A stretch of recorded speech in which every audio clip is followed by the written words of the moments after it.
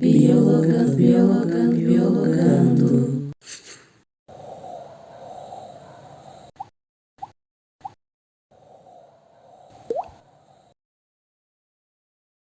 Oi pessoal, tudo bom? Professor Paulo, canal Biologando, junto com o João, que é do canal Biologando também, professor Fábio, também é do canal Biologando, tá? Nós estamos aqui para falar para vocês um pouquinho agora de quem? Dos lepidópteros. Olha que borboleta aqui, tá vendo? Voando aqui no meio da gravação, olha que coisa mais linda, né? Então o que acontece? Os lepidópteros, eles são as ordens referentes lá dos insetos, né? Onde nós encontramos as borboletas, as mariposas. E aqui no parque, na reserva ambiental, não é? É Morro do Diabo, não é? Isso, Parque Estadual. Parque Estadual. Nós temos uma diversidade muito grande de lepidópteros, de borboletas e mariposas. E o interessante é que existe um museu, e aqui nós estamos no museu, esse espaço, onde você pode enxergar aqui, ó, né, esses lepidópteros classificados, tá? Então eu acho bem interessante porque você consegue ver aqui, vem aqui um pouquinho mais pertinho aqui, Luiz, ó, você vê uma diversidade muito grande de lepidópteros, né? A questão da coloração, visando aí, né, uma sinalização de camuflagem, de mimetismo. Camuflagem é quando você está se confundindo com o meio ambiente. E o mimetismo é quando você se faz passar por um outro ser. Por exemplo, nós temos aqui, ó, borboleta que tem essas bolinhas. E essas bolinhas nas suas asas, né, vão dar a ideia, né, que ela é um predador, porque ela vai parecer com uma coruja.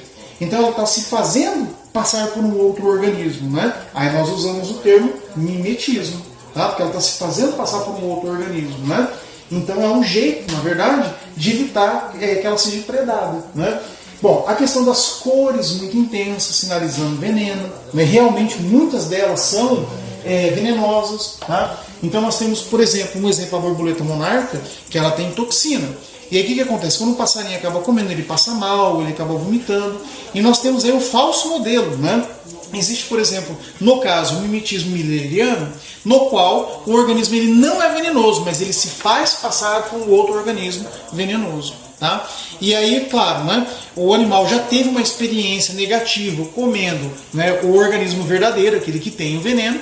E aí quando ele vê algo que é parecido com aquele que ele comeu, vem a lembrança, fala assim, eu não vou comer porque eu já passei mal, tá? E a espécie acaba sendo beneficiada, ela é menos predada, acaba vivendo mais tempo e tudo mais.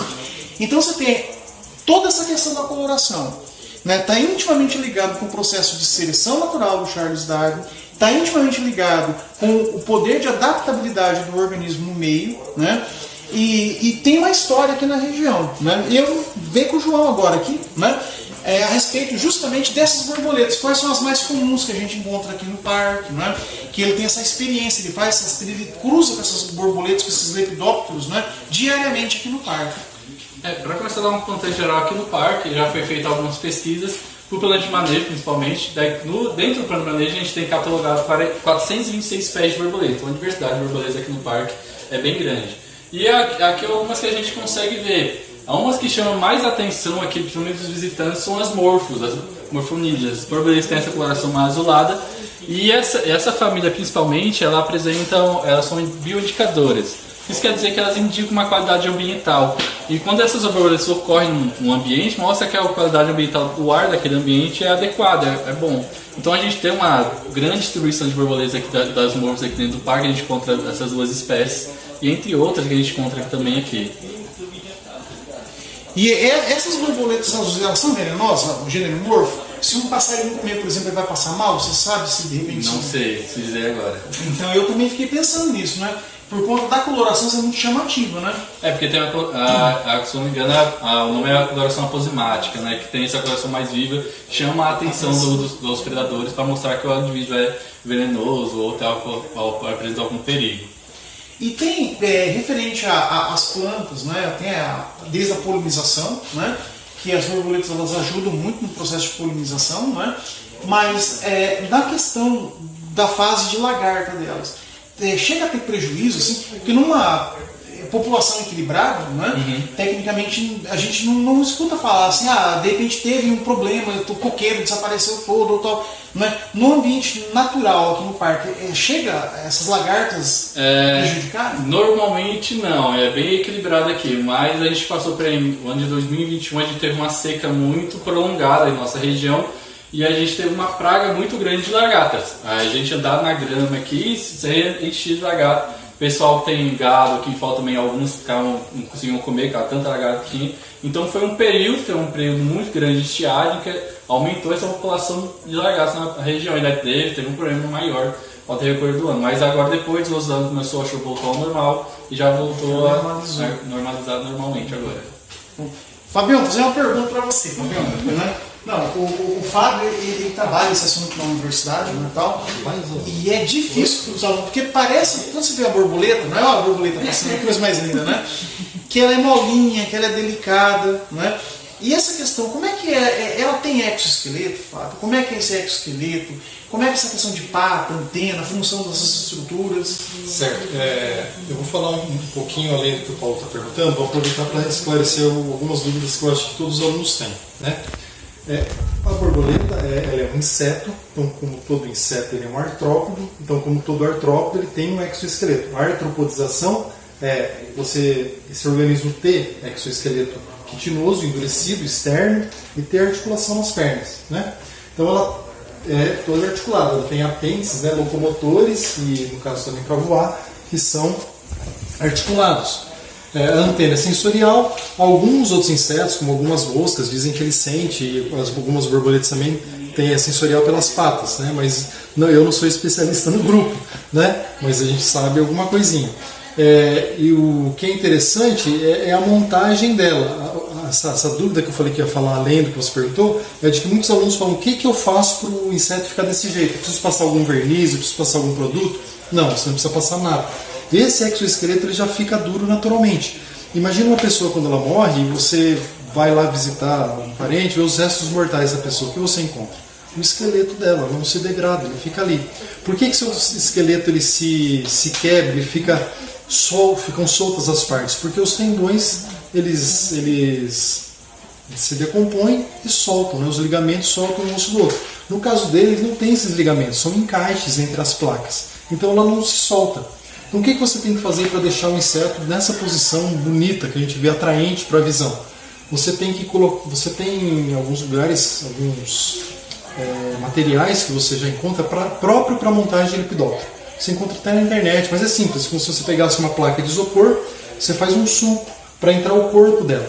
E a asa dela vai ficar levemente flexionada, né, para a parte externa, e essa parte da asa anterior ela fica perpendicular ao corpo. Então, para você fazer isso, você vai ter que pegar tiras de papel e você puxa com a pinça a asa, prende uma tira de papel, prende outra, com outro alfinete, ela fica fixa, presa, encostada no isopor. Você faz isso com as 4 asas, ajusta mais ou menos a antena, apoiada em alfinetes, né? Vai apoiando alfinetes para ela ficar nessa posição. Pode ser até um pouquinho mais para frente, se quiser, mas ela está linda, está perfeita.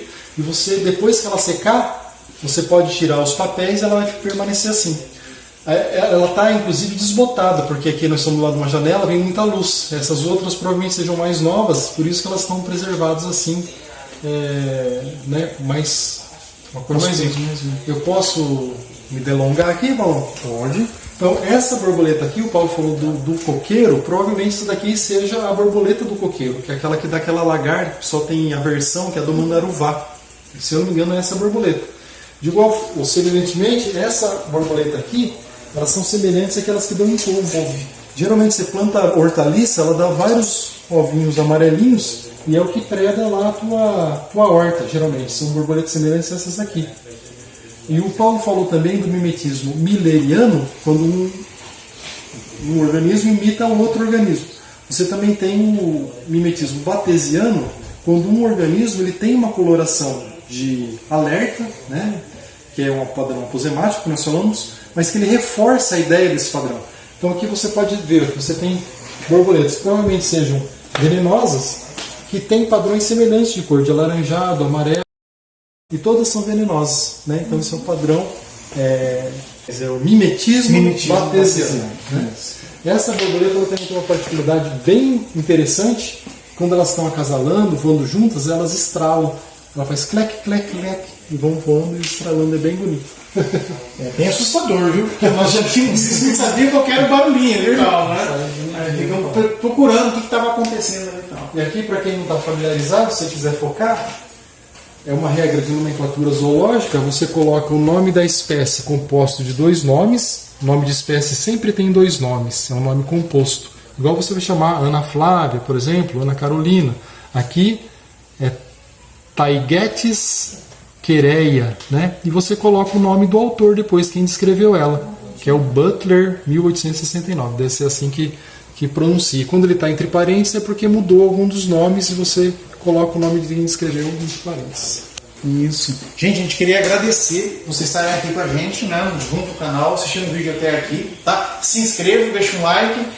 Muito obrigado, pessoal.